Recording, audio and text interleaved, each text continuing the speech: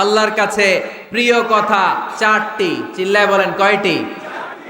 এক নম্বরে সুবহানাল্লাহ, এক নম্বরে, দুই নম্বরে আলহামদুলিল্লাহ, দুই নম্বরে, তিন নম্বরে লা ইলাহা ইল্লাল্লাহ, তিন নম্বরে, চার নম্বরে আল্লাহু আকবার, চার নম্বরে।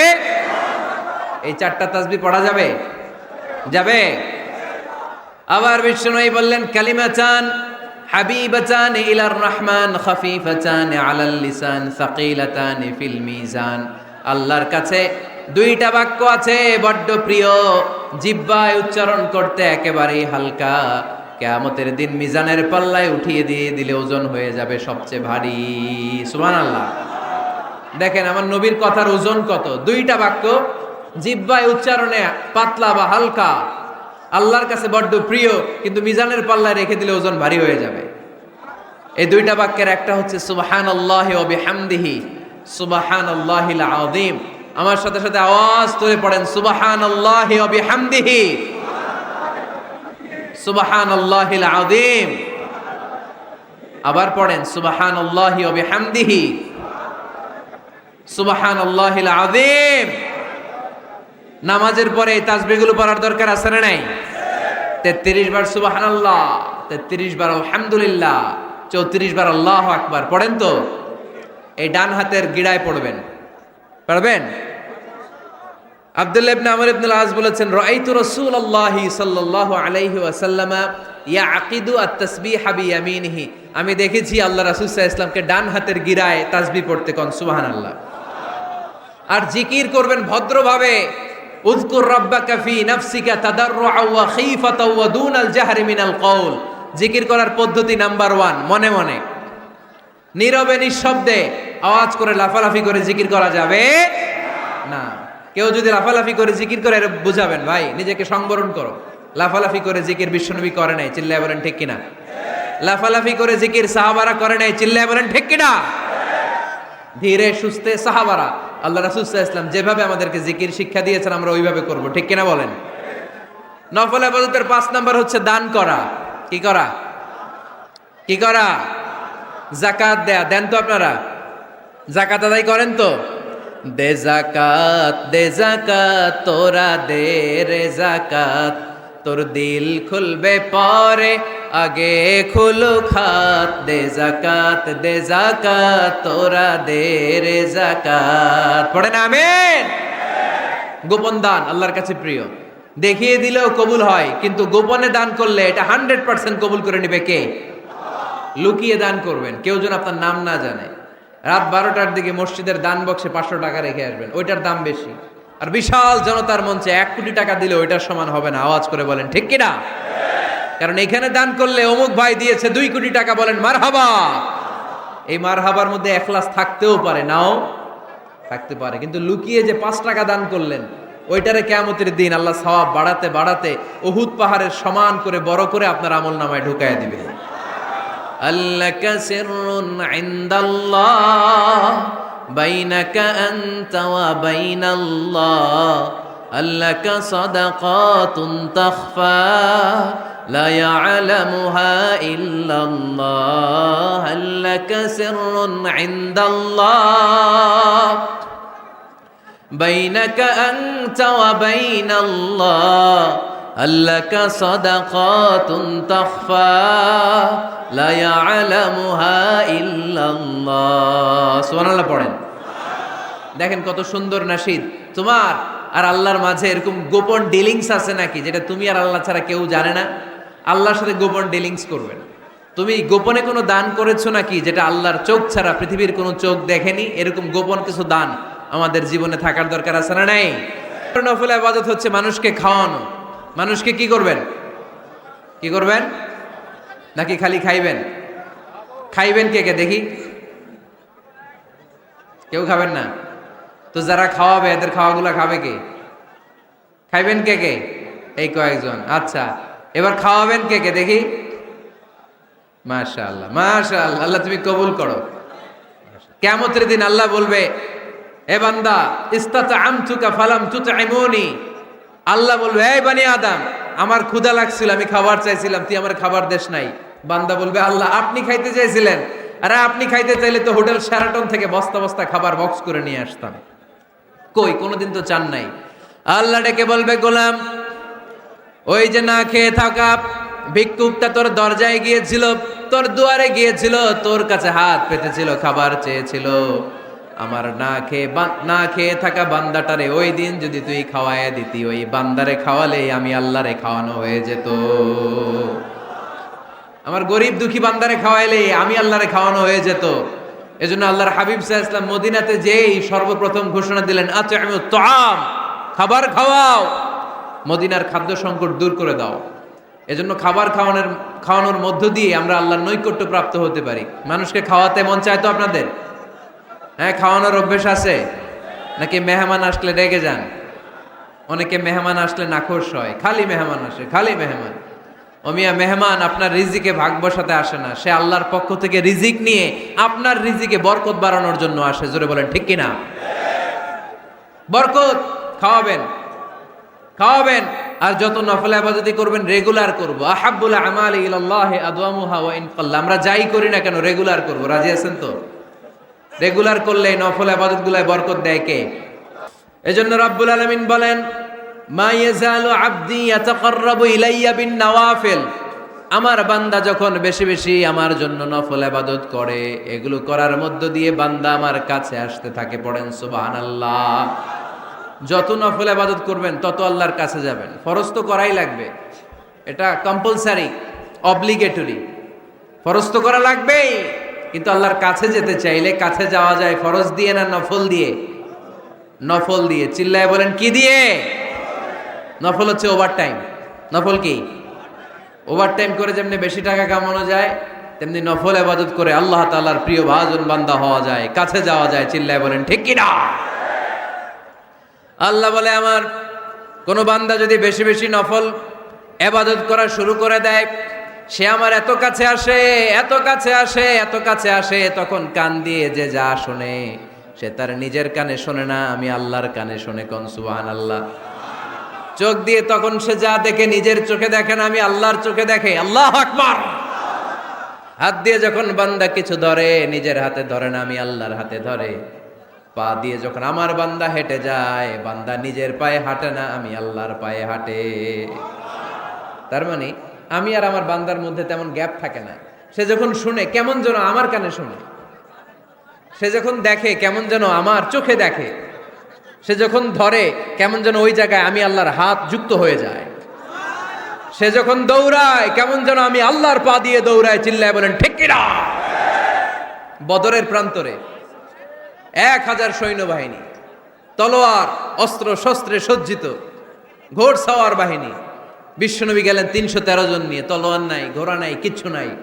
আল্লাহর উপর ভরসা করে বিশ্বনবী এক মুষ্টি বালি নিয়ে ওয়াশাহাতিল উজু বলে নিক্ষেপ করলেন। মুহূর্তের মধ্যে প্রতিটি ধুলিকণা বালিকণা কাফেরদের চোখের ভেতরে ঢুকাই দিল কে? কারণ আল্লাহ তখন বিশ্বনবীরে ডেকে বলেছেন, নবী, আপনি যখন বালু মেরেছেন নিজের হাতে মারেন নাই, যখন বালু নিক্ষেপ করেছেন মূলত আমি আল্লাহর হাত দিয়ে বালু মেরেছেন। ওমা রামাইতা ইয রামাইতা ওয়ালাকিন্নাল্লাহা রামা। যখন আপনি বালু মেরেছেন, এক মুষ্টি বালু যখন কাফেরদের চোখে নিক্ষেপ করেছেন, নিজের হাতে করেন নাই, কেমন যেন আমি আল্লাহ আমার হাতে বালুটা নিক্ষেপ করেছি। আপনি শুধু বালু নিয়ে নিক্ষেপ করেছেন, আর প্রতিটি ধুলিকণা বালিকণা আমি প্রতিটি কাফেরের চোখের ভিতরে ঢুকাই দিয়েছি। পড়েন আল্লাহু আকবার। আপনার সামনে যদি 500 জন লোক দাঁড়ায়, এক চিপা থেকে আপনি বালু নিয়ে যদি এরকম মারেন ওদের চোখে, 500 জনের চোখে লাগবে নাকি? কয়জনের চোখে লাগবে? কয়জন? কয়েকজন, 2-4 জন, 10 জন, 15 জন, 20 জন, 500 জনের চোখে লাগবে। তার মানে বিশ্বনবী যখন বালু মেরেছেন, এটা 1000 কাফেরের চোখে পৌঁছে দেওয়া সম্ভব ছিল না। বিশ্বনবী শুধু মেরেছেন, ওইখানে বালু কণাগুলো কাফেরের ধুলি কণাগুলো কাফেরের চোখের ভেতরে পৌঁছে দিয়েছে কে? এজন্য বান্দা যখন আল্লাহর প্রিয় হয়ে যায়, বান্দা যখন বেশি বেশি নফল ইবাদত করা শুরু করে দেয়, বান্দা নিজে কাজ করে না, কেমন যেন আল্লাহ নিজেই বান্দার কাজ করে দেয়। এজন্য বেশি বেশি নফল ইবাদত করবেন। হ্যাঁ, আওয়াজ করে ইনশাল্লাহ বলতে পারলেন না? তাহলে আল্লাহর কাছে যাওয়ার 1 নাম্বার মাধ্যম হচ্ছে সিজদা দেওয়া। কি দেওয়া? আর হাদিস বা সুন্নাহর আলোকে আমরা জানলাম আল্লাহ তাআলার নৈকট্য পাওয়ার 2 নাম্বার মাধ্যম হচ্ছে নফল ইবাদত করা। কি করা? এই যে অনেকে বললেন হুজুর আমাদের যে কত সেজদা মিস গেছে কোনো হিসাব নাই। এখানে অনেক ক্যাটাগরির মুসলমান আছে। কেউ আছে তাহাজ্জুদ গুজার, কেউ আছে 5 ওয়াক্ত পড়ে, কেউ আছে 4 ওয়াক্ত, কেউ আছে 3 ওয়াক্ত, কেউ আছে 2 ওয়াক্ত, কেউ আছে 1 ওয়াক্ত, কেউ আছে নাই ওয়াক্ত। আছে না নাই? কেউ আছে শুধু জুমার মুসল্লি, কেউ আছে শুধু 2 ঈদের মুসল্লি। আছে না নাই? তো এই যে বললেন যে হুজুর কত সেজদা যে শয়তান মিস করছে একটা, আমরা যে মিস করছি কয়টা তার কোনো হিসাব নাই। হিসাব নাই। এখন থেকেই তওবা করতে হবে, ঠিক কি না? আর নফল ইবাদত বাড়ায় দিতে হবে। কিয়ামতের দিন আল্লাহ বলবে উনজুরু হাল্লি আবদি মিন তাতাওয়ু, দেখো তো কোনো বান্দার যখন ফরজে ঘাটতি, যে ফরজগুলো মিস করছেন, ফরজে যখন ঘাটতি আল্লাহ তখন বলবে ও ফেরেশতারা দেখো তো ওর নফল আছে কিনা। ফেরেশতারা খুঁজে দেখবে কিছু নফল আছে, আল্লাহ তখন বলবে নফলগুলো নিয়ে ফরজের জায়গার মধ্যে বসায় দেয়। আওয়াজ করে বলতে হবে আল্লাহু আকবার। তাহলে নফল ইবাদত বাড়ানোর দরকার আছে না নাই? একটা রেখেছিলেন আর বলেছিলেন আমি যদি আগামী বছর বাঁচি লা আসুমান্না তাসা, 10 তারিখে তো এবার রাখলাম 10ই মুহররম, আগামী বছর বেঁচে থাকলে 9ই মুহররমও রাখবো। কিন্তু এর পরের বছর বিশ্বনবীকে তুলে নিল কে? বিশ্বনবী রাখতে পারে নাই, কিন্তু বিশ্বনবীর চেতনা ছিল রাখার, ঠিক কিনা? বিশ্বনবী এমন নবী যার চেতনাটাও সুন্নাত। আমরা সুন্নাহ বলতে বিশ্বনবীর কথাগুলোকে বুঝি না। বিশ্বনবীর কথাগুলা সুন্নাত, বিশ্বনবীর আদেশগুলা সুন্নাত, বিশ্বনবীর নিষেধগুলা সুন্নাত। হাত্তাল হারাকাত ওয়াস সাকানাত, তিনি যে নড়তেন এটাও সুন্নাত, তিনি না নড়ে চুপ হয়ে যে বসে থাকতেন এটাও সুন্নাত। বিশ্বনবী যে ঘুমাতেন ওইটাও সুন্নাত। আল্লাহু আকবার। এজন্য বিশ্বনবীর সুন্নাহর উপর বেশি বেশি আমল করতে হবে। রাজি আছেন? সুন্নাহ আমল করলে বেদাত বিদুরিত হবে। আল্লাহ সহি সমঝ দান করুক। বিশ্বনবী সোমবারে রোজা রাখতেন। আমাদের অনেক মা বোনেরা রোজা রাখতে চায়, তো রাখতে যে তারা কিছু বেদাত করে ফেলে। যত জায়গায় যতটা সুন্নাহ আছে ওই সুন্নাহ সরাই ফেললে ওই জায়গায় বেদাত ঢুকে, ঠিক কিনা? আমাদের মায়েরা শবে মেরাজের রোজা রাখে। শবে মেরাজের রোজা বলতে শরিয়াতে কোনো রোজা নাই, ঠিক কিনা? বিশ্বনবী যা শিখিয়েছেন তাতে বরকত রহমত বেশি না কম? বিশ্বনবী সোমবার বৃহস্পতিবার রোজা রাখতেন। এজন্য মায়েরা বোনেরা যদি রোজা রাখতে চায় তাদেরকে বলে দিবেন সোম আর বৃহস্পতি রাখবেন। বিশ্বনবী মাসে 3টা স্পেশাল রাখতেন, আইয়ামুল বীর 13, 14, 15। মা বোনেরা যদি রাখতে চায় এদেরকে বলে দিবেন তারা যেন এই দিনগুলোতে রাখে। তারপরে বিশ্বনবী সাল্লাল্লাহু আলাইহি ওয়াসাল্লাম রমাদান শেষে যে ঈদুল ফিতর হয়, শাওয়ালের প্রথম দিন আমরা ঈদুল ফিতর সেলিব্রেট করি ওয়ার্ল্ড ওয়াইড। ঈদুল ফিতরের পরে শাওয়ালের বাকি 29 দিনের যে কোনো 6 দিন আপনি 6টা রোজা রাখতে পারেন। বিষ্ণু সাল্লাল্লাহু আলাইহি ওয়াসাল্লাম বলেছেন মান সামা রমাদানা সুম্মা আতবাআহু সিত্তাম মিন শাওয়াল কানা কাসিয়ামিদ দাহর। রমজানের রোজা রাখার পরে যে শাওয়ালের 6টা রোজা রাখলো সেজন্য সারা বছর রোজা রাখলো। এগুলো হচ্ছে সুন্নাহ সম্মত রোজা, সোম বৃহস্পতি। তারপর জিলহজের প্রথম 10 দিন বিশ্বনবী রোজা রাখতে বলেছেন। আরাফার ময়দানে যেদিন লাব্বাইক আল্লাহুম্মা লাব্বাইক বলে হাজিরা হজ করে ওই দিন রোজা রাখতে বলেছে। বেশি বেশি যারা ইস্তেগফার পড়ে তাদের 5টা লাভ। আওয়াজ করে বলতে হবে কয়টা? 5টা। নাম্বার 1, মান লাজিমাল ইস্তিগফার জাআলাল্লাহু লাহু মিন কুল্লি দীকিন মাখরাজা। যে সব সময় ইস্তেগফারের সাথে লাজিমা মানে লেগে থাকে, আঠার মতো। কিসের মতো? চুইংগাম খান না আপনারা? চুইংগাম যদি হাতের মধ্যে লাগান আঠার মতো লেগে থাকে না? বাচ্চারা আবার দুষ্টামি করে চুইংগাম খেয়ে আরেকজনের চুলের মধ্যে লাগায় দেয়, আছে না নাই? তখন সরিষার তেল দিয়ে ছুটাইতে হয়, তাই না? তো মান লাজিমাল ইস্তিগফার, যে ইস্তিগফারের সাথে আঠার মতো লেগে থাকে সে 5টা জিনিস পায় জীবনে। চিল্লায় বলেন না কয়টা? 1 নাম্বার, জাআলাল্লাহু লাহু মিন কুল্লি দীকিন মাখরাজা। সব বিপদ থেকে তার উদ্ধার করে কে? আল্লাহ। আমাদের জীবনে বিপদ আপদ আছে না নাই? আছে। কম না বেশি? বেশি। কত বিপদ, কত ধরনের বিপদ। যে কোনো সময় দুর্ঘটনা হতে পারে, রোড অ্যাক্সিডেন্ট, আছে না নাই? আছে। যে কোনো সময় গুম হয়ে যেতে পারেন, আপনারা খুঁজে পাবেন আপনার স্বজনরা। যে কোনো সময় ক্রস ফায়ারের মধ্যে পড়তে পারেন, ঠিক কি না? যে কোনো সময় বজ্রপাতে আপনি নিহত হতে পারেন, ভূমিকম্পের মাঝখানে পড়তে পারেন, দুজন কোবাকবি লাগছে আপনি মাঝখানে, হইতে পারে না? জাআলাল্লাহু লাহু মিন কুল্লি দীকিন মাখরাজা, এরকম সব ধরনের বিপদ থেকে তারা রক্ষা করবে কে? আল্লাহ। যদি ইস্তেগফারের সাথে আঠার মতো লেগে থাকা যায়। এই হলো নাম্বার 1। নাম্বার 2, ওয়া মিন কুল্লি হাম্মিন ফারাজা, যে সব সময় আঠার মতো ইস্তেগফারের সাথে লেগে থাকবে, আল্লাহ তাকে দুশ্চিন্তা থেকে মুক্তি দিবেন, তার কোনো টেনশন থাকবে না। সুবহানাল্লাহ পড়েন। আমাদের জীবনে টেনশন আছে না নাই? জীবন নিয়ে টেনশন, মরণ নিয়ে টেনশন, ক্যারিয়ার নিয়ে টেনশন, বাড়ি ভাড়ার টেনশন, বিদ্যুৎ বিলের দাম বেড়ে যাচ্ছে টেনশন, ঘরের মধ্যে শান্তি নাই টেনশন, দ্রব্যের দাম বাড়তেছে, বেতন কমতেছে টেনশন, ঠিক কি না? এই টেনশন থেকে আপনাকে মুক্ত রাখবে কে? আল্লাহ। নাম্বার 3, ওয়ায়ারযুকহু মিন হাইসু লা ইয়াহতাসিব, এমন জায়গা থেকে আল্লাহ আপনাকে রিজিকের ব্যবস্থা করবে আপনি কল্পনাই করতে পারবেন না। রিজিক দেওয়ার মালিক কে? কেউ যেটা পারে না, পারে কে? এমন জায়গা থেকে তিনি রিজিক দিবেন আপনি কল্পনাই করতে পারেন না, আপনি হিসাবই করেন না যে এখান থেকে কিছু রিজিক আমি পাবো, কিন্তু আল্লাহ ব্যবস্থা করে দিয়েছে। সুবহানাল্লাহ পড়েন। 4 নাম্বার, যতক্ষণ ইস্তেগফারের সাথে আঠার মতো লেগে থাকবেন আল্লাহর কোনো শাস্তি আপনার উপর আসবে না।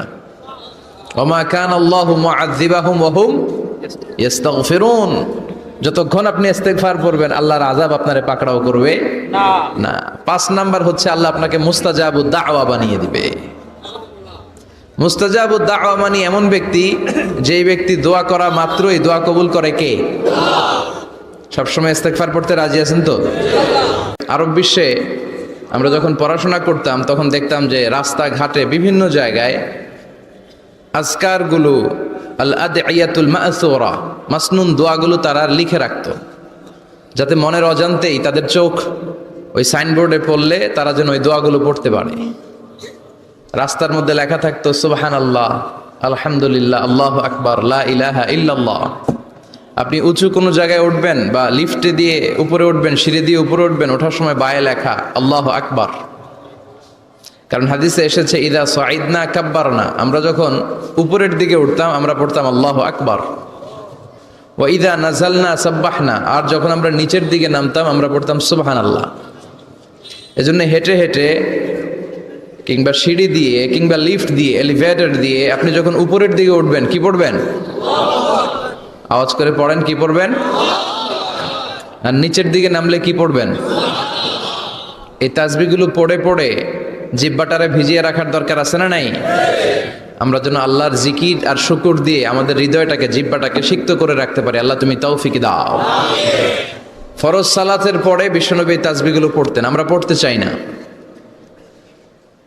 আল্লাহ রাসূল সাল্লাল্লাহু আলাইহি ওয়াসাল্লাম সালাম ফেরানোর পরে পড়তেন আল্লাহু আকবার, 3 বার পড়তেন আস্তাগফিরুল্লাহ, আস্তাগফিরুল্লাহ, আস্তাগফিরুল্লাহ, সুবহানাল্লাহ 33 বার, আলহামদুলিল্লাহ 33 বার, আল্লাহু আকবার 33 বার, লা ইলাহা ইল্লাল্লাহু ওয়াহদাহু লা শারীকা লাহ, লাহুল মুলকু ওয়া লাহুল হামদু ওয়া হুয়া আলা কুল্লি শাইইন কাদির। আয়াতুল কুরসি পড়তেন, লম্বা লম্বা অনেক দোয়া করতেন। এগুলো আমরা করি না, আমরা ছোট্ট একটা মুনাজাতের জন্য পাগল হয়ে যাই, তাই না? আসসালামু আলাইকুম ওয়া রাহমাতুল্লাহ, আসসালামু আলাইকুম ওয়া রাহমাতুল্লাহ, আল্লাহুম্মা আমিন বিরহমাতিকা ইয়া আরহামার রাহিমিন, তাই না? আমিন ইয়া আরহামার রাহিমিন। তো হইলো কিছু? তাড়াহুড়ো করবেন না, তাসবিহ পড়বেন, জিকিরগুলো পড়বেন, এগুলো আপনার অন্তরটাকে সিক্ত রাখে। ফরজ সালাতের পরে আয়াতুল কুরসি পড়তে হয়। মান কারা আয়াতাল কুরসি দুবুরা কুল্লি সালাতিন মাকতুবা লাম ইয়ামনাহু মিন দুখুলিল জান্নাতি ইল্লাল মাউত। প্রত্যেক ফরজ সালাতের পরে যে আয়াতুল কুরসি পড়ে তার জান্নাতে ঢোকার ব্যাপারে কোনো বাধা থাকে না একটি জিনিস ছাড়া, সেটা হলো তার মৃত্যু। লোকটা মরে না তাই জান্নাতে যায় না, মরলেই জান্নাতি। প্রত্যেক ফরজ সালাতের পরে আয়াতুল কুরসি পড়বেন তো? আর সর্বাবস্থায় বেশি বেশি করে পড়বেন আস্তাগফিরুল্লাহ। কি পড়বেন? আমার সাথে আওয়াজ করে পড়েন আস্তাগফিরুল্লাহ, আর আওয়াজ করে পড়েন আস্তাগফিরুল্লাহ। আপনারা ইমাম আহমদ ইবনে হাম্বলের নাম শুনেছেন? আমরা ইসলামে 5টা মাযহাবের প্র্যাকটিস করি, কোরআন সুন্নাহর আলোকেই আমরা করি। হানাফি, শাফিঈ, মালিকি। 4 নম্বরটা আপনারা বলেন হাম্বলি। হানাফি, শাফিঈ, মালিকি, তারপরে হাম্বলি। এই হাম্বলি মাযহাবের ধারক এবং বাহক ইমাম আহমদ ইবনে হাম্বল। উনি অনেক বড় যুগ শ্রেষ্ঠ মুহাদ্দিস ছিলেন। একক স্বতন্ত্র হাদিসের কিতাব হিসেবে পৃথিবী খ্যাত যে হাদিসের কিতাবটা, যেটার মধ্যে সবচাইতে বেশি সংখ্যক হাদিস আনা হয়েছে, মুসনাদ আহমদ ইবনে হাম্বল, এটার রচয়িতা উনি। সুবহানাল্লাহ পড়েন। প্রায় 40,000 হাদিসের কালেকশন ওই কিতাবের ভেতরে আছে। এই হাদিস কালেকশনের জন্য ইমাম আহমদ ইবনে হাম্বল বছরের পর বছর, যুগের পর যুগ, শহর থেকে গ্রাম, গ্রাম থেকে শহর চষে বেরিয়েছেন। ওনার শেষ জীবনটা উনি হাদিস সংগ্রহের কাজে ব্যয় করেছেন। একবার এক সফরে তিনি রাত্রিবেলা বেরোলেন। ইস্তেগফার পড়লে যে কি করে মানুষ মুস্তাজাবুদ দাওয়া হয় শুনেন। রাত্রিবেলা সফরে তিনি বেরোলেন, হাদিস সংগ্রহের সফর। পথিমধ্যে এক মসজিদে মাগরিবের নামাজ পড়লেন, এশার নামাজ পড়লেন। প্রচন্ড শীত। তিনি ভাবলেন আজকের রাতটা মসজিদেই কাটায় দেই, ফজরের সালাত পড়ে তারপরে বেরোবো। ব্যাগ থেকে কাঁথা বের করে তিনি শুয়ে পড়লেন। কিন্তু মসজিদের দারোয়ান এসে বলে, মসজিদে তো থাকা যাবে না, আপনি বের হন। ইমাম আহমদ ইবনে হাম্বল বললেন, আমি বৃদ্ধ মানুষ, প্রচন্ড শীত, কই যাব? আমি ফজরেরও মুসল্লি, ফজর নামাজও এই মসজিদে পড়বো, আমারে বাজান তুমি থাকতে দাও। দারোয়ান বলেন, নো, থাকা যাবে না, মসজিদে থাকা যাবে না, বের হন, না হলে গাঠটি সহ বের করে দেব। চিনে নাই এটা যে ইমাম আহমদ ইবনে হাম্বল, সে বুঝতে পারে নাই। তো দারোয়ানের সাথে সুবিধা করতে না পেরে ইমাম আহমদ ইবনে হাম্বল ব্যাগ নিয়ে বেরোয় গেলেন। প্রচন্ড শীত, কাঁপছেন। হঠাৎ দেখে সামনে এক বাজার। ওই বাজারে এক খাব্বাজ বসে আছে। খাব্বাজ মানি রুটি বিক্রেতা। খাব্বাজ মানি যুবক, একজন রুটি বিক্রেতা, রুটি বিক্রি করে। যে যুবককে সালাম দিলেন, আসসালামু আলাইকুম। যুবক পড়লো, আলাইকুম আসসালাম। ইমাম আহমদ ইবনে হাম্বল বলল, যুবক, আমি মুসাফির মানুষ, থাকার জায়গা নাই, প্রচন্ড শীত। এই যে তুমি চুলার মধ্যে উনুনে রুটি বানাচ্ছ, আমি যদি তোমার চুলার পাশে বসে রাতটা কাটাই, তোমার কোনো সমস্যা হবে? যুবক বলেন, নো, কোনো সমস্যা নাই। আহলান ওয়া সাহলান ওয়া মারহাবান বিক, খোশ আমদেদ, সুস্বাগতম, আসেন। আপনি আমার চুলার পাশে বসে আগুন পোহালে আমার সমস্যা কি? আসেন, আসেন, বসেন, আপনি মুরব্বী মানুষ।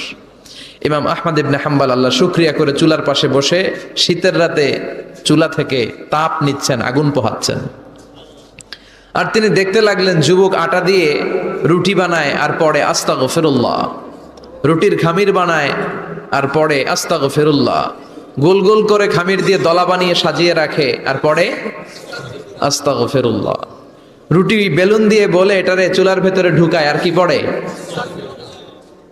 পড়ে আস্তাগফিরুল্লাহ। ক্রেতা আসলে ক্রেতাকে রুটি দেয় আর পড়ে, ক্রেতার হাত থেকে টাকা নিয়ে ক্যাশ বক্সে রাখে আর কি পড়ে? ইমাম আহমদ ইবনে হাম্বল তো অবাক, ঘটনা কি?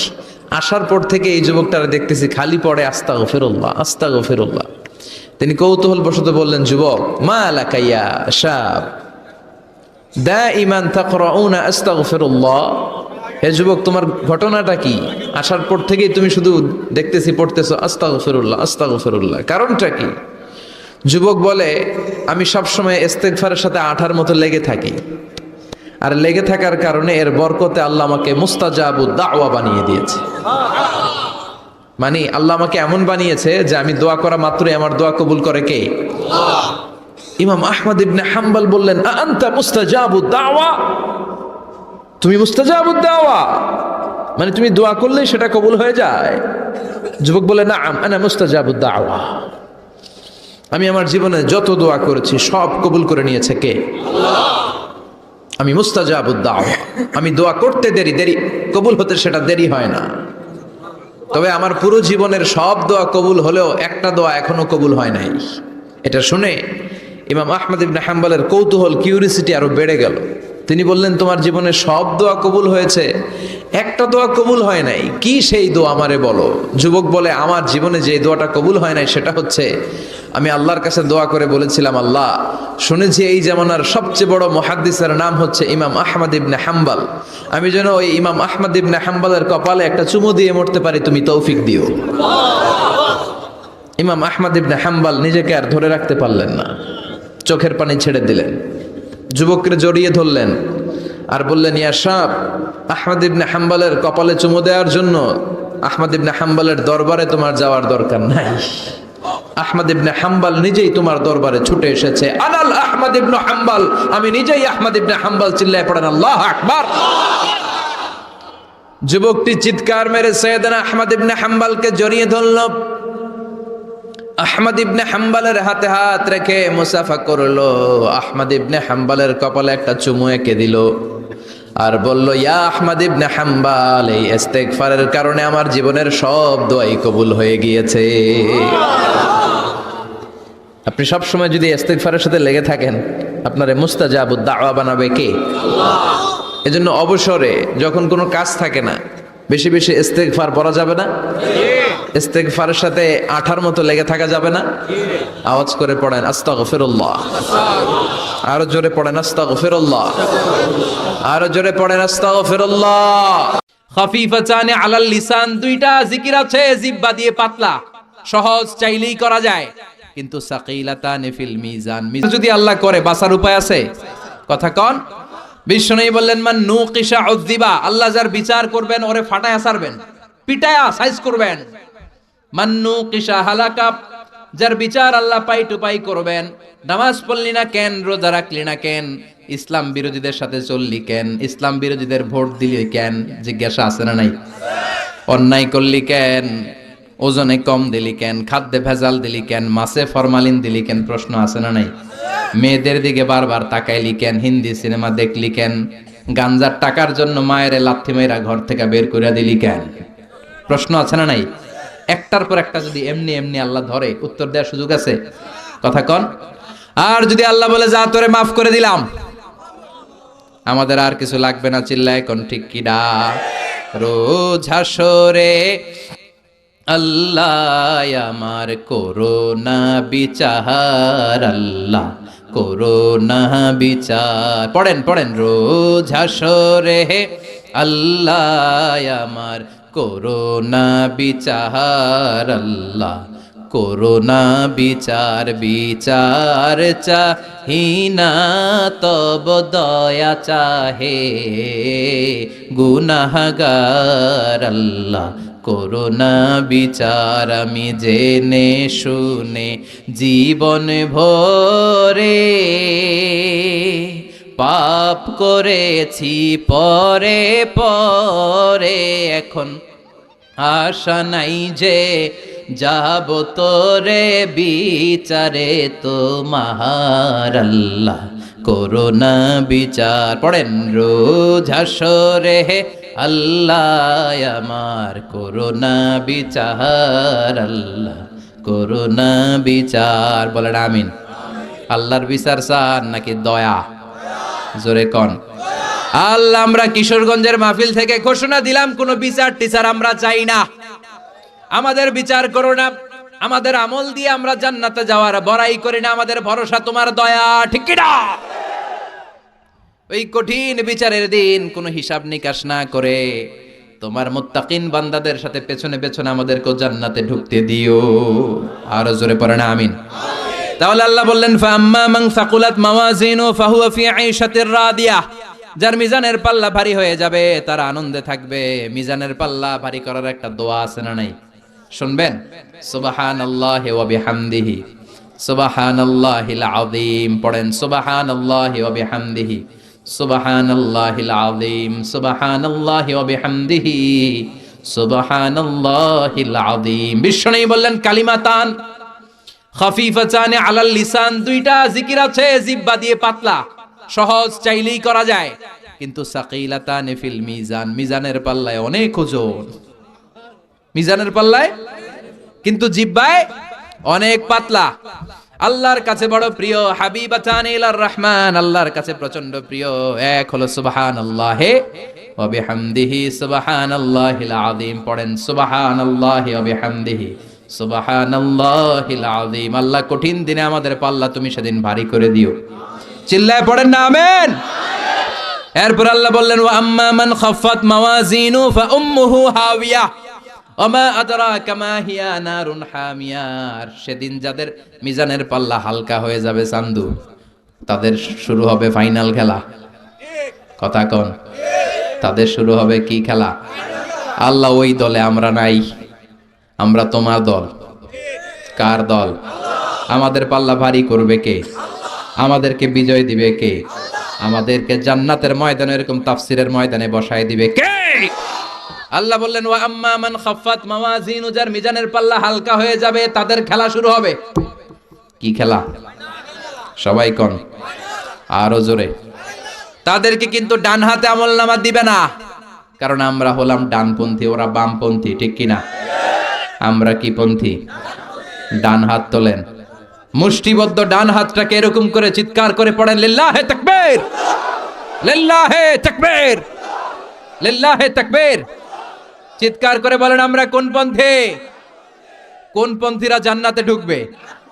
কোন পন্থীরা নবীর সুপারিশ পাবে? বামপন্থীদের সাথে আমাদের কোনো সম্পর্ক।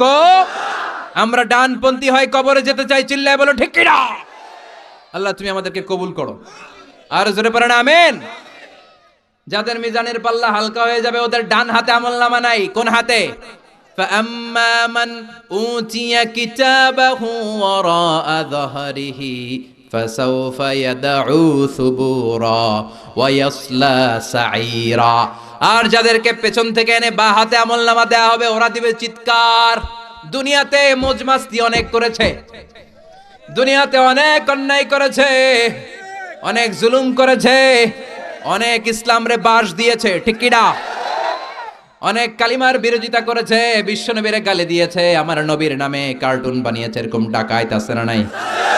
ওই দিন তাদের খেলা শুরু হবে। কি খেলা? আর জোরে বলেন। ফাইনাল খেলা, বা হাতে আমলনামা। আল্লাহ বলবে এই তোর আমলনামা না, এটা আমলনামা। এবার একটু আমলনামা পড়। ইকরা কিতাবাকা কাফা বিনাফসিকাল ইয়াউমা আলাইকা হাসিবা। এই নে তোর আমলনামা। কয় লাগবো না। কি কয়? মুমিনরা কয় আমারটা কই, আমারটা কই, আমারটা দেন। কাফিররা কি বলবে? লাগবে না। আল্লাহ বলবে লাগবে, তুই পড়। পইরা 100-র মধ্যে তুই একটা নাম্বার দে। কি দে? 100-তে ইকরা কিতাবাক, তুই তোর আমলনামা পড়। কাফা বিনাফসিকাল ইয়াউমা আলাইকা হাসিবা। নাম্বার দেওয়ার জন্য তুই যথেষ্ট। আমি নাম্বার দিয়ে বলা লাগবে না যে তুই জান্নাতি না জাহান্নামী, তুই একটা নাম্বার দে। ও মিয়া, ছেলে পরীক্ষা দিতেছে, কে গোল্ডেন পাবে আর কে লাড্ডু পাবে? লাড্ডু গুড্ডু জানে না? পরীক্ষার্থী ভালো জানে। পরীক্ষা দিয়ে এসেই বলবে আমি সব পেরেছি, অঙ্কে সব হয়েছে, আমি 100। আর যেটা লাড্ডু গুড্ডু কয় আমি জানি না, আছে না নাই? আল্লাহ বলবে পর। পয়রা দেহে সব নিজের বিরুদ্ধে, একটার পর একটা পড়তে শুরু করবে। দেখছে ইসলাম রে বাস দিছে, সব লেখা আছে। আলেম ওলামা দেখলে মারছে, আছে না নাই? ইসলামের কথা শুনতে পারে না, তাফসির মাহফিলের কথা শুনতে পারে না, তাফসিরের কথা শুনলে চুলকানি, আছে না নাই? কিশোরগঞ্জে নাই আলহামদুলিল্লাহ। আল্লাহ হেফাজত করো, হেদায়েত নসিব করো, কোরআনের পক্ষে আসার তৌফিক দাও, চোখের আবরণকে তুমি তুলে নাও, মুত্তাকিনদের সাথে কবুল করে নাও। আল্লাহ বলবে পর। এবার পরে দেখে খালি অন্যায়ের ফিরিস্তি। ডাইলে কম দিছে, ওজনে কম দিছে, শালির সাথে টাঙ্কি মারছে, পথ সবাই হামলা করেছে, ইসলাম বিরোধী রাজনীতি করেছে, ইসলামের সাথে শত্রুতা করেছে, এক প্যাকেট বিরিয়ানির লোভে শাহবাগের মঞ্চে যায় আর নাচানাচি করছে, আছে না নাই? ও কি পড়বে আমলনামা? ওর সবই তো ইসলামের বিরুদ্ধে। আল্লাহ বলবে পর। পরে সে নিজেই বলবে মালি হাযাল কিতাবি লা ইউগাদিরু সগীরাতান ওয়ালা কাবীরাতান ইল্লা আহসাহা। এটা কেমন কিতাব? ছোট্ট একটু ভালো করছিলাম ওইটাও লেখা, সামান্য একটু পাপ করছে ওইটাও লেখা, আপনি মনে মনে একজনের বিরুদ্ধে খারাপ কথা বলছেন ওইটাও লেখা আছে, গালমন্দ করছেন লেখা, সমালোচনা লেখা, ব্যাকবাইটিং লেখা, অন্যের জন্য সামান্য ষড়যন্ত্রের বীজ বপন করেছেন লেখা আছে, সালাম দিয়েছেন লেখা আছে। বাসের মধ্যে যুবক ছেলেরা সিট পেয়েছো, মুরব্বি বসতে পারে নাই, উঠে গেলা, মুরব্বিরে বসতে দিলা, এটা মনে হয় লেখা নাই, সব লেখা, সব। কলা খাইয়া কলার সোলকা ফেলাইছো রাস্তার মধ্যে, ওই সোলকার মধ্যে পা পিছলে একজনের ঠ্যাং ভাঙছে, ওটা আছে না নাই? তোর ঠ্যাং আল্লাহ ওই দিন ভাঙবে, রাস্তায় ফেললি কেন? চিল্লা এখন ঠিক কিনা? যা করেছেন পাই টু পাই, ওই যে হিসাব দিলাম জাররা, ওই জাররাটাও আল্লাহ ছাড়ে নাই, সুবহানাল্লাহ কোন। এবার বামপন্থীরা একটা ফায়দা লুটবে, ফায়দা লুটার চেষ্টা করবে, ভাববে দুনিয়ায় অনেক মিছা কথা কইছি। কি কইছি? আজকে একটা মিছা কথা কই। কাফেররা বলবে আল্লাহ আমল নামা দিয়েছেন ভালো কথা, কিন্তু এটা তো আমার আমল নামা না, আরেকজনের আমল নামা ভুল করে আল্লাহ আমার কাদের উপর চাপায় দিছে। কত বড় ডাকাত! ফেরেশতারা নাকি ভুল করেছে? আল্লাহর ফেরেশতারা ভুল করে? কথা কন, আরো জোরে বলেন। আল্লাহ বলবে এটা তোর আমল নামা, বামপন্থী বলবে আমার আমল নামা না, আল্লাহ বলবে তোর। কাফির বলবে, আল্লাহ বলবে ইয়েস, কাফির বলবে নো, এটা আমার না, আরেকজনেরটা আমার কাছে চলে আসছে। আল্লাহ বলবেন এটা যে তোর, এটা যদি আমি প্রমাণ করতে পারি। কাফের বলবে আল্লাহ করেন। আল্লাহ বলবে আমার কেরামান কাতিবিন নামে দুজন ফেরেশতা আছে, তোর এখানে যে কপি আছে আমার কেরামান কাতিবিনের কাছে আর একটা কপি আছে না নাই? এটার নাম আল্লাহর ব্যাকআপ ফাইল। কি ফাইল? কম্পিউটারে ব্যাকআপ ফাইল আছে না নাই? কেরামান কাতিবিনা ইয়ালামুনা মা তাফআলুন।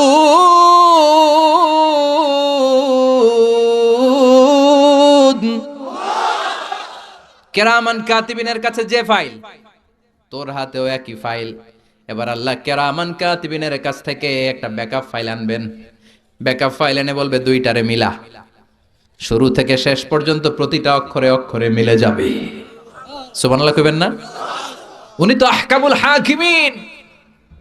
ওমা নবী যাল্লামিন লিল আবিদ, আমার কোন বান্দার উপর 1 ইঞ্চি জুলুম আমি করি না। চিল্লায় এখন ঠিক কিনা? পাই টু পাই হিসাব বুঝিয়ে দেওয়ার সেদিন, দ্য ডে অফ অ্যাকাউন্টেবিলিটি, জবাবদিহিতার দিন, আল্লাহর সুপ্রিম কোর্টের কাঠ গড়ায়, সেদিন কথাবার্তা হচ্ছে। দুনিয়াতে যেমনি হয় ওই দিনও হচ্ছে। সবগুলো বিচার আল্লাহ করে ছাড়বেন। যে বিচার দুনিয়াতে হয় নাই ওগুলোর বিচার আছে না নাই? বিচারপতি তুমি বিচারের রায় দিয়েছো, বিচারপতিরও বিচার আছে না নাই? বিচারপতিরও বিচার হবে সেদিন, ঠিক কিনা?